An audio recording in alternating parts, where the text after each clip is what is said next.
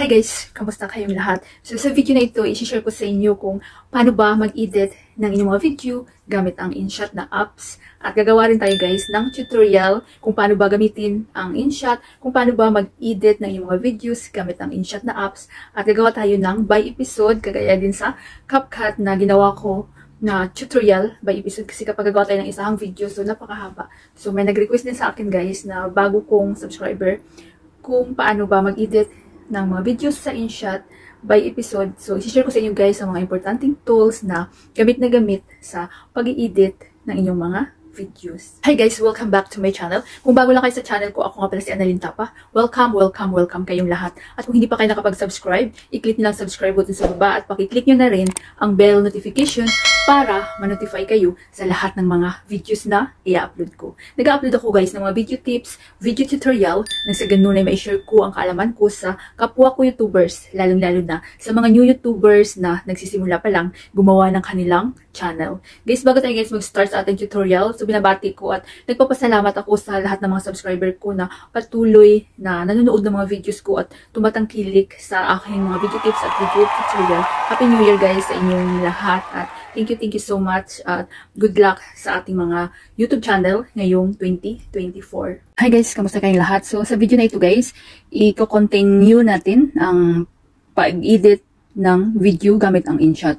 So ito yung continuation ng ating by episode kung paano ba mag-edit ng inyong mga video sa InShot, kung paano ba gamitin ang InShot. So magpo-focus tayo ngayon kung paano ba mag-edit ng mga funny video clips or anything na mga clips na gusto nyong i-insert sa inyong mga videos. So sa hindi pa nakaalam guys ng InShot, ito yung itsura niya. Napakadaling gamitin ang InShot at pwede siya sa Android, pwede siya sa iPhone. Ang gamit ko always is Android. So sa mga Android user, pwede nyo lang i-install ito punta lang kayo sa Play Store. Then mag-start na tayo guys. So i-open natin. Then wait lang natin. So pag na-open natin ang InShot, mayroon siyang video, photo, collage. So pwede kayong gumawa dito ng mga photo collage. So dito tayo sa video kasi mag-i-edit tayo ng mga funny clips. I-share ko sa inyo. So marami kasing nagtatanong. Nagawa na ako ng video nito guys. Ang gamit nun is CapCut. So kapag gusto nyo pala guys, matuto kung paano mag-edit ng video sa CapCut, meron na akong tutorial na by episode. So dito tayo sa ating gallery now. So hanapin ko lang yung aking ihalimbawa sa inyo na mga funny clips. So ito guys, halimbawa ito yung na-download ko. So kapag gusto niyo mag-download, i-search niyo lang guys sa YouTube. At pasensya na kayo guys, hindi yung tutorial ko kung paano mag-download ng mga funny videos or mga clips. So dinilit ni Lolo kasi bawal yung content na yun. So mag-search na lang kayo guys sa YouTube. So ipi-play natin. So dito na tayo. So mga to siya, 7 na different mga funny clips. Yan, number 2, yan. Number 3, nakikita nyo ba guys?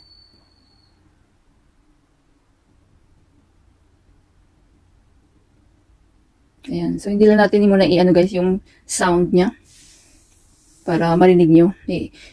Huwag natin tapusin para madali tayo. So i-on muna natin yung sound para marinig nyo konti. So ayan, para marinig nyo siya.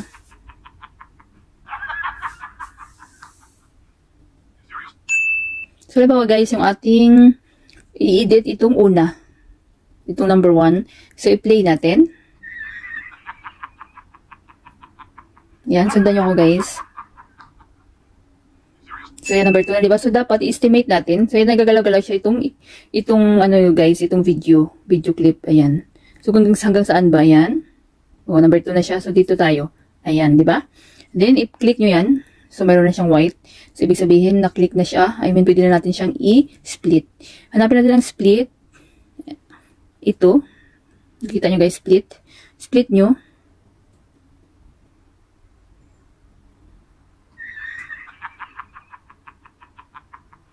Yan. Then, ito. Nahati na siya. So, i-delete natin guys. Papakita ko sa inyo guys, i-delete natin ha. Ayan. O, diba? Then, pwede nyo na yan siya i-insert sa inyong mga video clip. I mean, sa inyong mga video kapag nag-edit kayo. Then, hanapin natin ang save kapag okay na kayo. Click nyo lang tong save. Sa akin, hindi ko na isi-save guys. Kasi ang dami ko ng mga video sa aking gallery. Wala na akong space. So, save nyo lang. Then, automatic na yung masisave sa inyong mga gallery. Then, pakita ko ulit sa inyo. Halimbawa, yung sa gitna. So, ibalik natin yung video, guys. So, yung number 2 namin, halimbawa, yung ating i-edit, ha? So, na-edit na natin, na-save na yun, di ba? So, yung number 2, kukunin natin. So, hanggang saan ba nag-start yung number 2? Ayan, dito siya, di ba? So, gagalaw-galaw lang siya, guys. So, ayan. Estimate nyo lang. So, dito. Ayan, dito siya. Click nyo yan uli. So, mayroong white. Hanapin natin ang split. Then, paggalawin natin uli. Ayan, number 3 na siya, di ba? So, hanggang dito. Estimate natin. Yan. Ayan, hanggang dyan. Then, split.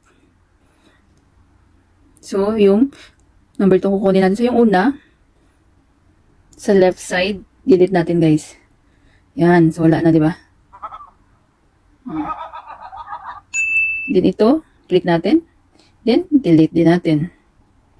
Ayan. So, play natin. So, nawala na yung natira na lang ito, di ba? Number 2. Ayan. O, di ba? Then, save lang din. So, pag okay na kayo, click nyo itong save. Then, automatic na masisave sa inyong mga gallery. Then, kapag gusto nyo doon sa pinakadulo, guys, so, ibalik natin ulit yung ating video. So, ito pala, guys, ipakita ko na rin sa inyo kasi may nagtanong na isa sa mga viewer ko. So, paano ba mag-add ng video kapag may add kayo dito sa una or sa huli? So, ganito na siya, guys, oh. Halimbawa mag-add kayo ng intro. So, click nyo itong plus. Halimbawa lang yun, guys, ha. Then, click itong video. So, andito na tayo sa gallery. So, ano ba yung add natin? Welcome to my channel. So, ito lang, guys. Halimbawa lang naman to. Wala akong magandang intro dito sa isa kong mobile. Then, naka-green check. O, diba?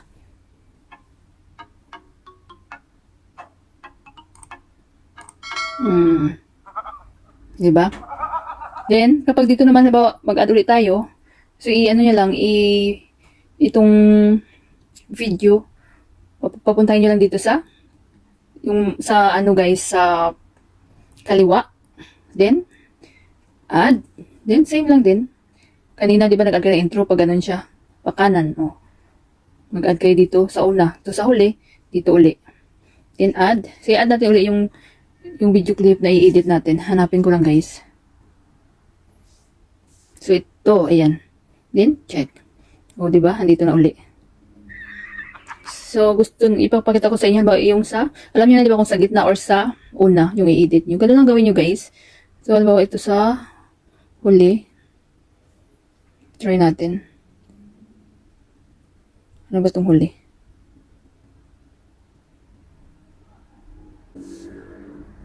So, halimbawa ito ang pinaka-last. Ayan. So, estimate lang natin. Saan ba natapos yung isang clip?